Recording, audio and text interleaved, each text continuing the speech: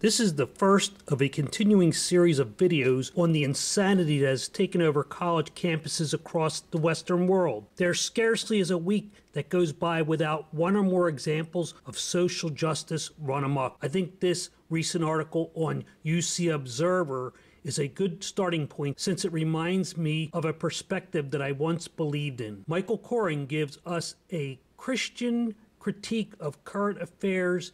He claims that campus censorship is a false monster. Freedom of speech is a relative thing. By that I mean it's not as pure as its most ardent advocates claim. For example, the wealthy and powerful have more of it because they have greater access to media. They can even purchase entire newspapers, magazines, and television stations. Similarly, the traditionally privileged white male Western straight have also enjoyed the benefits of free speech far more than those outside the circle of comfort. In other words, context and nuance are at play. Well, I do agree with his assertion that the wealthy can purchase more free speech than the average working class stiff, but when he ventures into the game of privilege, this is where we part ways.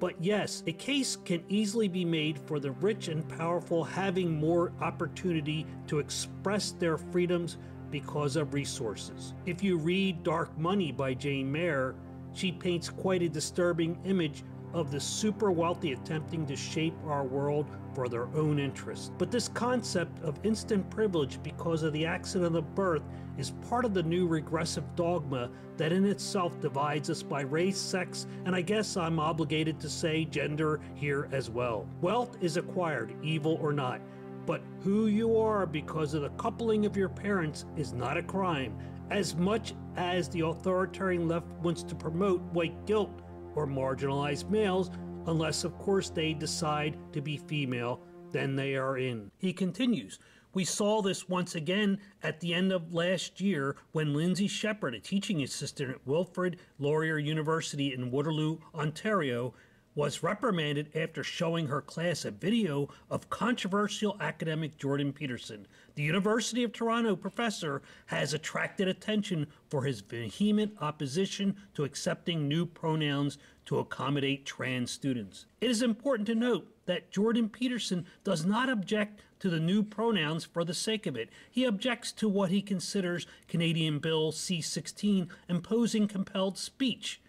The regressives assure us that C-16 will not be used as a cudgel to exact the correct conduct from Canadian citizens. Using the Lindsay Shepherd incident in this article to convince us is actually helping to make Peterson's point. The aftermath with threats and abuse to Miss Shepherd for a wrongthink could not have proved how correct Peterson's fears were, and still are. Koren unwittingly also makes the case against the social justice warriors on campus by saying, in fact, dialogue on campus is becoming more courteous, informed, and respectful. Yes, of course, teething problems exist, and certainly extremists may try to exploit the new tolerance, but none of that is insurmountable. So, what you're saying is, had to throw that in, there is no problem with the dreaded white privilege and the evil patriarchy causing violence to the marginalized communities because they dare express an opinion that differs from their victimology religion. Those on the right insist the left is denying their freedoms when in fact they are just being asked to be more responsible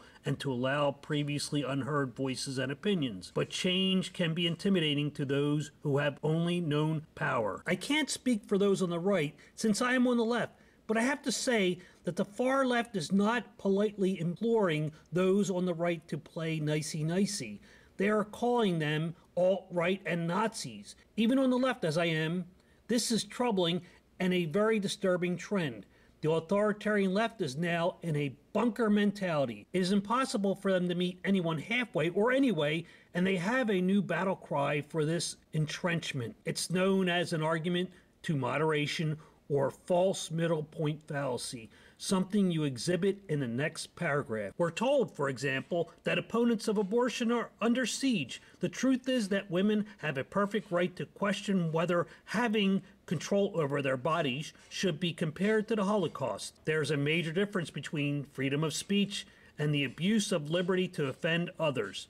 The freedom of my fist, as it were, stops at your nose. I must declare that I am in favor of women controlling their own reproductive rights. I believe there can indeed be a conversation had, even with this being quite possibly one of the most divisive issues of our times. But you, sir, are conflating the extremists on the right of this position with those more reasonable. Not all opponents of abortion make immediate references to the Holocaust, but you had to go there with your example. Pro-lifers can never be reasonable, therefore there can be no middle ground. Respect for life is obviously highly regarded on both sides. A nice starting point, but conflating opinions with violence is what you're doing here. We're accustomed to this by now, but once again you contradict your own message in the next paragraph. I'm truly sorry Shepard was upset, and it doesn't have to be this way. It seldom is. I see young Christians speaking to others about their faith all the time on campus, but they're being polite rather than pests. Undoubtedly, Michael Coran puts great stock in the ability of the young Christians on campus to be respectful on campus. Of course, being a Christian doesn't automatically make you pro-life, but I assure you that you won't be finding many of them among the non-religious. Well, don't click on the next video yet because I've only started. Tony Araxinen on PJ Media tells us about a new trend in privileges. Male privilege, of course. She tells us that Yale feminists demand frats allow women. Feminist students at Yale University are lobbying the administration to force all male fraternities to open recruitment to women in the name of equity and inclusion. However, no corresponding push is being made to integrate sororities. Founded in 2016, Engender is the brainchild of Yale University feminist students. It is backed by an executive board including Anita Hill, now a professor at Brandeis University, and Lisa Wade, an Occidental College professor who argues that masculinity itself is toxic. I was wrong. It's not male privilege. It's toxic masculinity. My bad.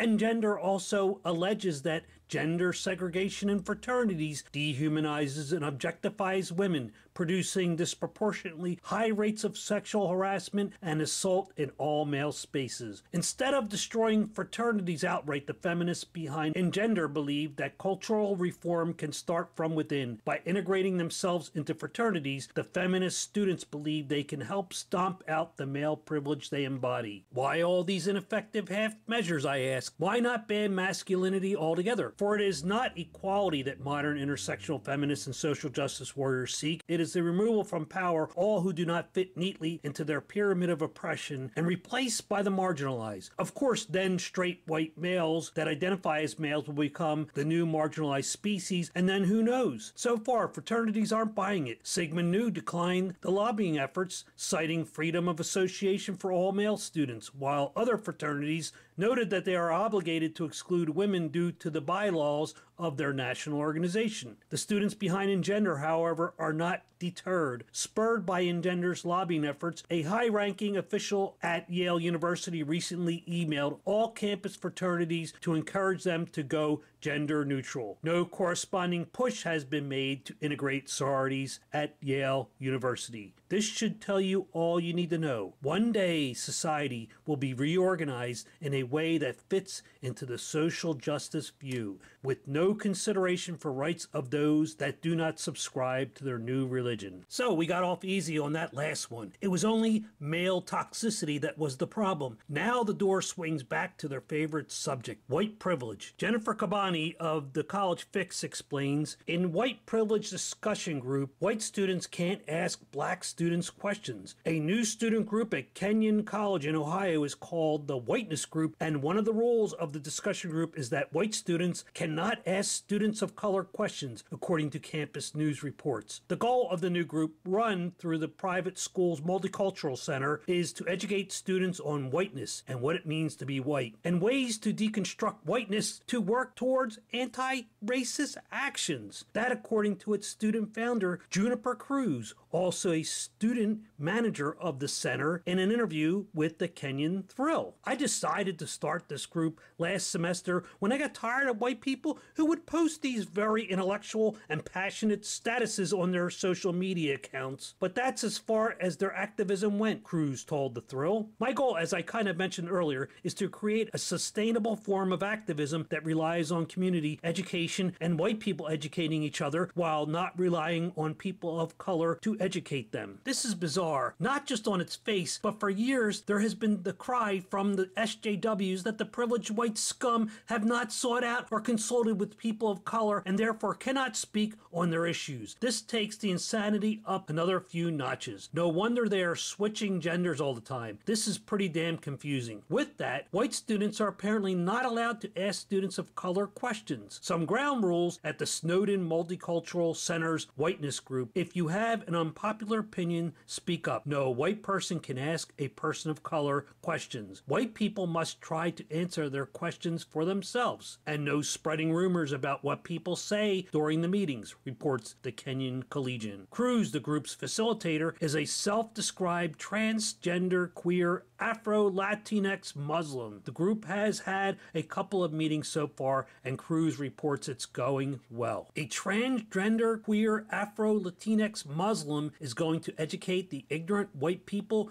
who are burdened with privilege. This makes perfect sense. Or does it? White allies have a reputation of talking a lot, putting a lot on social media, but not really doing anything about it, Cruz told the Collegian. Not doing much besides default sharing. I'm really pleasantly surprised so many came to take a good hour out of their day to come here. Your so-called white allies are the upper middle class college students flooding social media with anti-white rhetoric, attempting to shame their fellow privileged colleagues into being ashamed of their skin color. You know what I'm talking about. This is not the first time the issues of whiteness has been tackled at Kenyon College. 2 years ago, the Whiteness Project documentary was screened there. Being a predominantly white campus, Kenyon has many multicultural programs to include the minorities on campus, yet lacks opportunities to make white people the center of conversation again, the Collegian reported at the time. Why an absolute majority on campus would want anything centered on them is beyond me. We need more transgender, queer, Afro-Latinx Muslims to put us right, just without asking them, I guess. So, it's likely you came away once again from this story with the same conclusions that I did. The all-white male power structure needs disassembling in order to construct a new power structure where the minority is in charge. Where have we seen this before? Oh yes, I almost forgot. South Africa during apartheid. How did that work out for them? But how, you ask, are we to start this new system of rule by the minority over the majority? School systems across most of the U.S. are filled with privileged white students. Well, worry not, because the city of Edina has changed the way it approaches public education, putting social justice above learning. The results will shock you. I bet they won't. For decades, the public schools of Edina, Minnesota were the gold standard among the state's school district. Edina is an upscale suburb of Minneapolis, but virtually overnight its reputation has changed. Academic rigor is unraveling. High school reading and math test scores are sliding, and students increasingly fear bullying and persecution. The shift began in 2013 when Edina school leaders adopted the All for All strategic plan, a sweeping initiative that reordered the district's mission from academic excellence for all students to racial equity. Equity in this context does not mean equality or fairness. It means racial identity politics, an ideology that blames minority students' academic challenges on institutional racial bias, repudiates Martin Luther King Jr.'s colorblind ideal, and focuses on uprooting white privilege. Yeah, that's the ticket. Start at the elementary school level to indoctrinate privileged white kids to despise and loathe themselves, because, you know, everyone is more deserving of equality than them. But that's okay, because these dirtbags have had thousands of years enjoying privilege at the top of everything. Even the poor or working poor among them. Yes, 6-year-olds need to be shown that they have a massive debt to be paid. They are instrumental in expunging the guilt of generations that came before them. The Edina School District's All for All plan mandated that henceforth all teaching and learning experiences would be viewed through the lens of racial equity, and that only racial conscious teachers and administrators administrators should be hired. District leaders assured parents this would reduce Adina's racial achievement gap, which they attributed to barriers rooted in racial constructs and cultural misunderstandings. As a result, the school system's obsession with white privilege now begins in kindergarten. At Adina Highlands Elementary School, for example, K-2 students participate in the Melanin Project. Oh boy. The children trace their hands, color them to reflect their skin tone, and place the cutouts on a poster reading, "Stop thinking your skin color is better than anyone else's. Everyone is special." That will teach those future alt-right neo-Nazis to stop oppressing their marginalized classmates. I make joke here. In all likelihood, this school might very well be breeding what we seek to end. To be fair, many of the unsuspecting white children, kindergartners, will grow up to become white-hating betas, but the message is clear, and they will get it. As mentioned in the article, the regressive left has moved away from Martin Luther King's dream and is now separating and labeling people by attributes they have no control over. We as a society have not gone far enough to enshrine in our laws the guarantee of equality. Not good enough. Let's go 180 degrees and turn it around so that the children of former oppressive generations are forced to pay retribution for the sins of the past. But there is more. Highlands Elementary's new racially conscious elementary school principal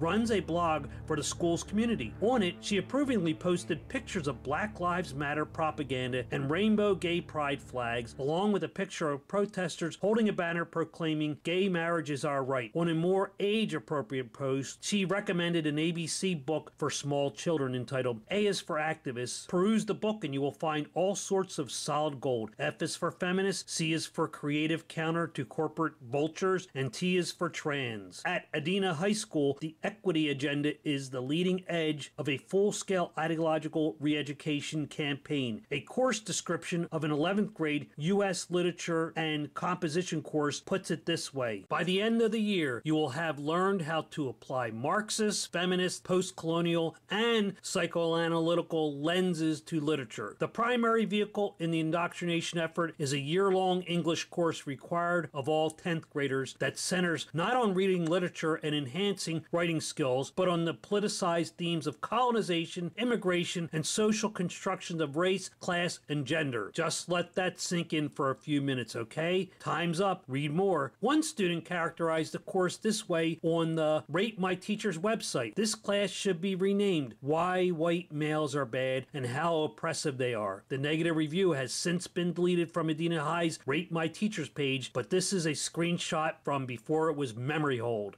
This is going to sound familiar to you, but imagine if the race or gender of the student comment was changed to black females. Oh no, you can't imagine that, can you? The Adina School District is just one example of the ideological hijacking of legitimate academic instruction in the name of racial equity. There's more to come. Last October, the Star Tribune ran an op-ed that praised the Adina School's racial equity crusade and condemned what the author described as America's vicious history of violence and oppression, evidenced today by Eurocentric curricula, hyper-segregated schools, and biased standardized tests. Our nation's racist practices, she wrote, are what allowed this country to expand geographically and to amass its great fortune. White students, she asserted, must become racially conscious to learn how their own worldviews are limited by whiteness. This first in a series of videos on education will be followed by more. With the material available just in the last week or so, I would have to commit a few hours to the subject, and even though I'm not doing this for views on YouTube, my longer videos do not seem to command much watch time, so I will return in other short segments. Thank you for taking the time to watch and subscribe and even support this channel. Please do comment below your thoughts on the current state of academia, and please attempt to keep it civil. A conversation is not started with saying nasty things about people. Goodbye.